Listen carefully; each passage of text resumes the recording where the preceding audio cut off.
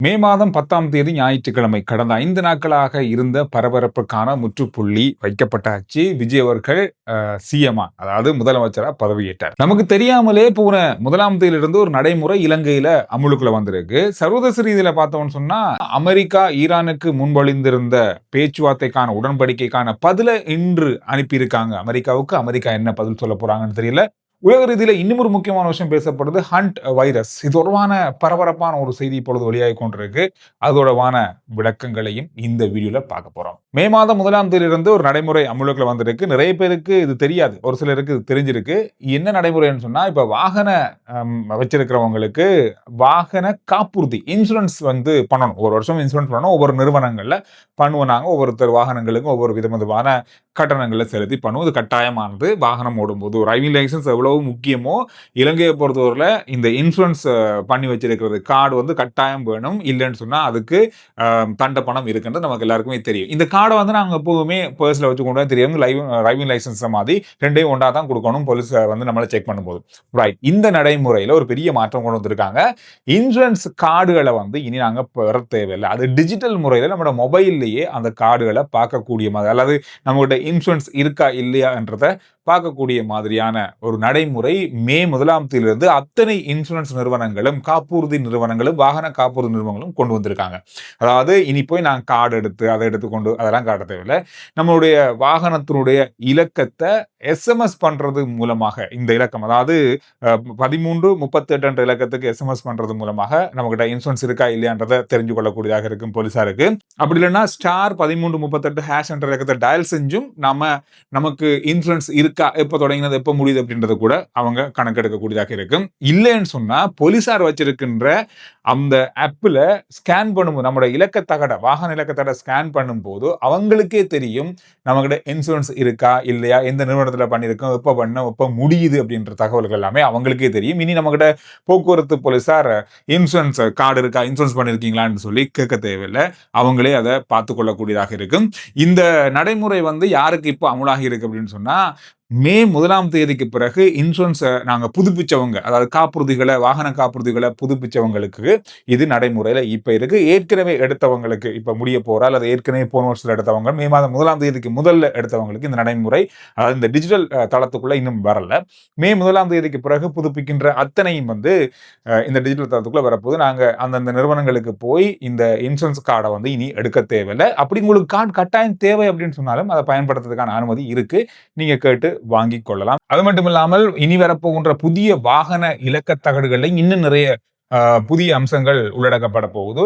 எனவே இந்த மாதிரி பல டிஜிட்டல் முறையிலான நடவடிக்கைகள் இலங்கையில இப்பொழுது அமுல்படுத்தப்பட்டு கொண்டு வருது. கடந்த 5 நாளா இருந்த தமிழகத்தினுடைய பரபரப்பு, தேர்தல் பரபரப்பு, முதலமைச்சர் பரபரப்பு இன்றைக்கு 10:30 முடிவுக்குள்ள வந்திருக்கிறது. விஜய் பதவியேற்றிருக்காரு. விஜயினுடைய முதல் கட்ட நடவடிக்கைகள் பரபரப்பா இன்றைய நாள்ல நடந்து முடிந்திருக்கு. மிகப்பெரிய எதிர்பார்ப்பு. நம்ம 2-3 நாளா பேசினது மாதிரி தான். ஒரு தேர்தல் அப்படின்னு சொன்னா நடந்து முடிஞ்சண்டா அதுக்கப்புறம் அதை பத்தி பேச மாட்டாங்க. அது அந்த அந்த தேர்தல் முடிவு வார அன்றைக்கு கொஞ்சம் பரபரப்பா இருக்கும். பதவியேற்றோனே எல்லாமே முடிஞ்சு சரி, அதே கட்சி, அதே ஆட்கள், அதே உறுப்பினர்கள், அதே மாதிரியான அரசியல் கலாச்சாரம் எல்லாம் அப்படிதான் இருந்தது. ஆனா கடந்த காலங்கள்ல மாறி இருக்கிற இந்த அரசியல் கலாச்சாரம் பெரிய அளவு, சொல்லப்போனால் இளைஞர்கள் மத்தியில ஒரு ஐபிஎல் ஃபைனல், உலகக்கிண்ண கிரிக்கெட் போட்டியினுடைய ஃபைனல் இறுதிப் போட்டியை விட அவ்வளவு மக்கள் ஆர்வமா பார்க்கின்ற நேரமாக மாறி இருக்கிற காரணம், இப்பொழுது உலகத்தினுடைய பல நாடுகள்ல இந்த ஆட்சி மாற்றத்தையும் இளைஞர்களுடைய அந்த பவரும் ஏதாவது ஒரு வழியில புதிய விஷயங்களை கொண்டு வரணும், அவங்கள எண்ணப்படி அதை கொண்டு வரணும் அப்படின்றதுல முனைப்பு காட்டுறாங்க. அந்த வகையில இன்றைய நாள்ல இருந்து ஆரம்பிக்கப்பட்டிருக்கின்ற தமிழகத்தினுடைய புதிய ஆட்சி முறைமை அப்படின்றது, ஆட்சி மாற்றம் என்றது ஒரு பெரிய அளவான பரபரப்பாக இனியும் எதிர்பார்க்கக்கூடிய விஷயமாக மாறுகிறது. காரணம் சொன்னா இனி என்ன புதிய விஷயங்கள் செய்ய போறாங்க, இனி என்ன விஷயங்கள் நடக்கும், பழைய அரசாங்கங்கள் என்னென்ன விஷயங்களை செஞ்சாங்க, என்னென்ன விஷயங்கள்ல ஊழல் நடந்தது, இந்த மாதிரி நிறைய விஷயங்களை அறியறதுக்கு ஆர்வமா இருப்பாங்க. காரணம் என்னன்னு சொன்னா, இப்ப பழைய அரசாங்கங்கள் இருக்கும்போது எதுவுமே நமக்கு வெளியில வராது. அவங்களே எல்லாம் சமாளிச்சு கொள்வாங்க. இப்ப நம்முடைய இலங்கையை பொறுத்தவரையில நடந்த ஆட்சி மாற்றத்தால பழைய அரசாங்கங்கள் என்னென்ன விஷயங்கள் செய்தாங்க, அதுல என்னென்ன கணக்குகள் இடப்பட்டிருக்கு, எவ்வளவு இருக்கு, எவ்வளவு இல்லாம போனது, எந்த ஊழல் நடந்தது, இதெல்லாமே நமக்கு தெரிய வரும்போது பெரிய ஆச்சரியமாக இருந்தது, புதுசா இருந்தது. பழைய அரசாங்கங்கள் அந்த மாதிரி விஷயங்களை வெளிப்படுத்தலை. அந்த மாதிரி ஒரு நிலைமை தமிழ்நாட்டுக்கும் இப்போ வந்திருக்கு. வெளிப்படைத்தன்மையான எல்லாமே என்னென்ன இருக்கு, இந்த அமைச்சில் என்ன இருக்கு, இவ்வளவு இருக்கு, இவ்வளவு செலவாயிருக்கு, இந்த மாதிரி நிறைய விஷயங்களை வெளிப்படைத்தன்மையான ஒரு அரசாங்கமாக இது இருக்கும் அப்படின்னு மாதிரி விஜய் தன்னுடைய அதாவது அவருடைய உரையில முதல் உரையில குறிப்பிட்டிருந்தார். அது மட்டும் இல்லாம மிக மிக முக்கியமான விஷயம், இலங்கையோடும் ஒத்துப்போகக்கூடிய ஒரு விஷயம், போதைப் பொருளை ஒழிப்பதற்கான புதிய அணி ஒன்றை உருவாக்குவதற்கான கையெழுத்திடப்பட்டிருக்கிறது இன்றைய நாளிலேயே. இளைஞர்களை மிகப்பெரிய அளவிலான பாதிக்கின்ற ஒரு விடயம் தான் இந்த போதைப் பொருள். அதுக்கு எதிராக இந்த தமிழ்நாட்டு அரசு செயற்படும் என்ற வாக்குறுதி வழங்கப்பட்டிருக்கிறது. இந்த மாதிரி பல விஷயங்கள் இன்றைய நாளில் பேசப்பட்டு ஓரளவுக்கு இந்த பரபரப்புக்கான முற்றுப்புள்ளி முடிந்திருக்கிறது.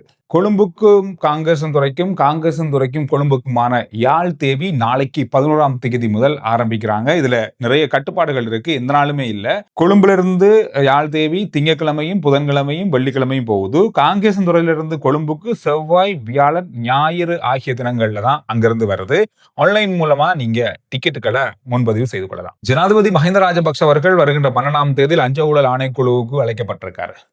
விமானம் கொள்வனவு செய்யப்பட்டமை தொடர்பான விடயங்களை வாக்குமூலமாக வழங்குவதற்கு அவருக்கு மேல சுமத்தப்பட்ட குற்றச்சாட்டின் அடிப்படையில் இந்த வாக்குமூலம் பெறப்பட போகுது. அதற்கு போவீங்களா அப்படின்ற மாதிரி இன்றைய நாளில் அவர்கிட்ட கேட்கப்பட்ட போது, ஊடகவியலாளர்களும் கேட்கப்பட்ட போது போதானே வேணும் அப்படின்ற மாதிரி பதிலளிச்சுக்காரு. எனவே 12ஆம் தேதி அவர் லஞ்ச ஊழல் ஆணைக்குழு முன்னிலையில் ஆஜராவார் என்பதை உறுதிப்படுத்தியிருக்காரு.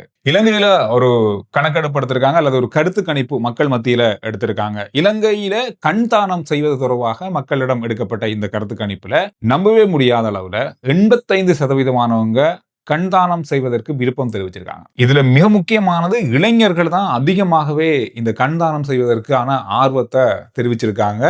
இலங்கை பொதுவாகவே கண் தானம் செய்யறதுலையும் அதாவது கண் மாற்று சிகிச்சைகள்ல முன்னணியில் இருக்கிற நாடுகள்ல உண்டு. அந்த அடிப்படையில இந்த கண் தானம் செய்வதற்கும் மக்கள் அல்லது இளைஞர்கள் ஆர்வம் காட்டுறது என்பது ஒரு வரவேற்கக்கூடிய விஷயமாக பார்க்கப்படுது. கிட்டத்தட்ட 85% மக்களுக்கு, இளைஞர்களுக்கு இந்த நடவடிக்கைகள்ல அல்லது இந்த முறையில பெரிய ஆர்வம் இருக்கு அப்படின்றது ஒரு மகிழ்ச்சியான செய்தி தான். தெனியாய கல்வி வலயத்துக்குட்பட்ட பாடசாலைகள் 4 பாடசாலைகள் கடந்த வெள்ளிக்கிழமை விடுமுறை வழங்கப்பட்டது.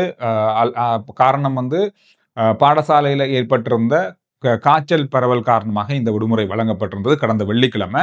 அந்த காய்ச்சல் இப்பொழுது கட்டுப்பாட்டுக்குள்ளேயும், எதனால இந்த காய்ச்சல் ஏற்பட்டது, இந்த பரவல் ஏற்பட்டது என்பது தொடர்பில் சுகாதார பிரிவினர் கண்டுபிடித்திருந்தாங்க. அதற்கான சிகிச்சைகள் இப்பொழுது மாணவர்களுக்கு வழங்கப்பட்டு கொண்டிருந்தாலும், நாளை 11ஆம் தேதி 12ஆம் தேதி செவ்வாய்க்கிழமை 2 நாட்களுமே தொடர்ந்து இந்த பாடசாலைகள், தெனியாய கல்வி வலயத்துள்ள இந்த 4 பாடசாலைகளும் தொடர்ந்தும் மூடப்பட்டிருக்கும் அப்படின்னு சொல்லி கல்வி அமைச்சர் அறிவிச்சிருக்காங்க. ஹம்பாந்தோட்டையில் இருக்கின்ற மத்தள விமான நிலையம் வருகின்ற டிசம்பருக்கு முதல்ல ஏதாவது ஒரு வழியில வருமானம் ஈட்டக்கூடிய வகையில் மாற்றம் செய்யப்படும் என்ற நடவடிக்கையை அரசாங்கம் எடுத்திருக்காங்க. காரணம் சொன்னா, ஒரு வருஷத்துக்கு 3 பில்லியன் ரூபாக்கள் 300 கோடி செலவாகுது.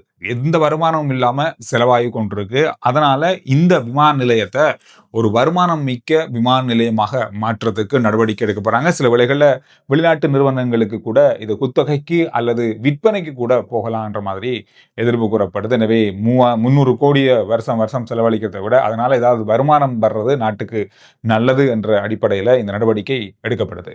இந்த வார இறுதியில அமெரிக்கா எதிர்பார்த்து கொண்டிருந்தது, ஈரானுக்கு தாங்கள் முன்வைத்த யுத்த நிறுத்த அல்லது இந்த போரை முடிவுக்கு கொண்டு வரதுக்கான உடன்படிக்கைகள்ல எந்த பதிலை வழங்க போறாங்கன்னு சொல்லி. இன்று அந்த பதிலை வழங்கியிருக்காங்க தெஹரான், ஈரான் வழங்கியிருக்காங்க. ஈரான் பாகிஸ்தான் மூலமாக அமெரிக்காவுக்கு இந்த பதிலை அனுப்பி வைத்திருப்பதாக சற்று நேரத்துக்கு முன்பு அல் ஜசீரா மூலமான செய்தியில வெளிக்கொண்டு வந்திருந்தாங்க. எனவே இதற்கு அமெரிக்கா என்ன பதிலை வழங்க போறாங்க என்பது தொடர்பான பெரிய எதிர்பார்ப்பு இப்பொழுது ஏற்பட்டிருக்கு. எனவே நம்முடைய இரவு நேரப்படி திங்கட்கிழமை ஆயிரம் அமெரிக்காவுக்கு. அந்த அடிப்படையில மிக விரைவில் மணித்தேல கணக்குக்குள்ள அமெரிக்காவிடம் இருந்து இந்த பதில்கள் வரலாம்னு சொல்லி எதிர்பார்க்கப்படுது. ஆனால் சர்வதேச ஊடகங்கள் என்ன சொல்றாங்கன்னு சொன்னா, ஈரான் அணு ஆயுதமோ அல்லது யுரேனியம் தொடர்பான அந்த நடவடிக்கை, அந்த ஒப்பந்தத்திற்கு எந்த விதமான பதிலையும் இதுல வழங்கி இருக்கிறதுக்கான வாய்ப்புகள் இல்லை. இதை அமெரிக்கா எவ்வாறு எடுத்துக்கொள்ள போறாங்க என்ற தொடர்பான பல கேள்விகள் இப்பொழுது எழுந்திருக்கிறது. அமெரிக்கா ஏதாவது ஒரு சாதகமான பதிலை வழங்க முயற்சி செய்வாங்கன்ற மாதிரி தான் சொல்லப்படுது. காரணம், இப்ப இருக்கின்ற எரிபொருள் நிலைமை என்பது மிக மிக மோசமான நிலையை எட்டி இருக்கிறது. இதற்கான ஒரு தீர்வுக்கு தற்காலிகமான ஒரு உடன்படிக்கைக்காவது வருவதற்கு அமெரிக்கா முயற்சி செய்வாங்க அப்படின்ற மாதிரி தான் எதிர்பார்க்கப்படுது. எது எப்படி இருந்தாலும் அமெரிக்க ஜனாதிபதி டொனால்ட் ட்ரம்ப் அவர்களுடைய பதில் எப்படி இருக்க போகுது அப்படின்னு தெரியல. ஈரானுடைய நிலைமைகள்லாம் மாறி இருக்கு. இப்பொழுது பலதரப்பட்ட விஷயங்கள்ல இந்த யுத்தம் தொடர்பான பல நாடுகளுடைய கருத்துக்கள் மாறி இருக்கு. ஆனால் அமெரிக்க ஜனாதிபதியுடைய நிலைப்பாடு இன்னும் மாறாமல் இருக்கிறது தான் மிகப்பெரிய ஒரு கேள்வியா இருக்கு. அவருடைய பதில் எப்படி இருக்க போகுது அப்படின்றத மணித்தாள கணக்குல பொறுத்திருந்து நாங்க பார்க்கலாம். இப்ப அதிகமா சர்வதேச ரீதியில பேசப்படுற ஒரு விஷயம் ஹண்ட் வைரஸ். இந்த வைரஸ் தொடர்பான பல விஷயங்கள் இப்பொழுது பேசப்பட்டு கொண்டிருக்கு. இந்த வைரஸ் மனிதர்களுக்கிலிருந்து மனிதர்களுக்கு பரவக்கூடியது. ஆனால் மிக விரைவாக பரவாது. பரவினா உயிர் ஆபத்துக்கள் மிக அதிகம். 90% உயிர் ஆபத்துக்கள் அதிகமாக இருக்கு இந்த வைரஸினுடைய தாக்கம் காரணமாக. இதுதான் இப்ப இந்த வைரஸ் மற்றவரிடமிருந்து பரவக்கூடாதுன்றதுல முனைப்பு காட்டுறாங்க. இது முக்கியமா இப்பொழுது பேசப்படுது இந்த சுற்றுலா பயணிகள் கப்பல்ல ஏற்பட்ட பரவல் தான். இந்த கப்பல் ஏப்ரல் 1ஆம் தேதி அர்ஜென்டினாவிலிருந்து 170 பயணிகளை ஏற்றிக்கொண்டு பல தீவுகள், பல கண்டங்கள், பல இடங்களுக்கான பயணத்தை சுற்றுலா பயணமாக மேற்கொண்டிருந்தது. இதுலதான் இந்த பயணிகளுக்கு இடையிலான இந்த வைரஸ் பரவி இருக்கிறது. இதுல நிறைய பேருக்கு பரவல் ஏற்பட்டிருக்கிறது. அமெரிக்க பிரஜைகளும் இதுல இருக்கிறாங்கன்னு சொல்லப்படுது. இப்பொழுது இந்த கப்பல் ஸ்பெயின் துறைமுகத்துக்கு வரவழைக்கப்பட்டிருக்கு. இதிலிருந்து பயணிகள் இப்பொழுது இறக்கப்படுறாங்க. அவங்களுக்கான பரிசோதனைகள் இப்பொழுது நடக்குது. எத்தனை பேருக்கு வைரஸ் இருக்கு, எத்தனை பேருக்கு அதிகளவான பாதிப்புகள் ஏற்பட்டிருக்கு, இந்த மாதிரியான பல விஷயங்கள் இப்பொழுதுதான் பரிசோதனையில் இருக்குன்னு சொல்றாங்க. இதுக்கு பிறகு அது தொடர்பான அறிக்கைகள் வரும். அதுக்கு பிறகு இந்த வைரஸினுடைய பாதிப்புகள் என்னென்ன விஷயங்கள்ல பாதிப்பு ஏற்படலாம், எப்படி மக்கள் அவதானமா இருக்கணும், வேறு எங்கேயாவது இது பரவி இருக்கா என்றது தொடர்பான ஆய்வுகள் நடத்தப்படும் என்று சொல்லப்பட்டிருக்கு. எனவே இந்த விஷயங்கள் தான் கடந்த மணித்தியாலங்களில் பார்க்கப்பட்ட மிக முக்கியமான செய்திகளுடைய சுருக்கம்.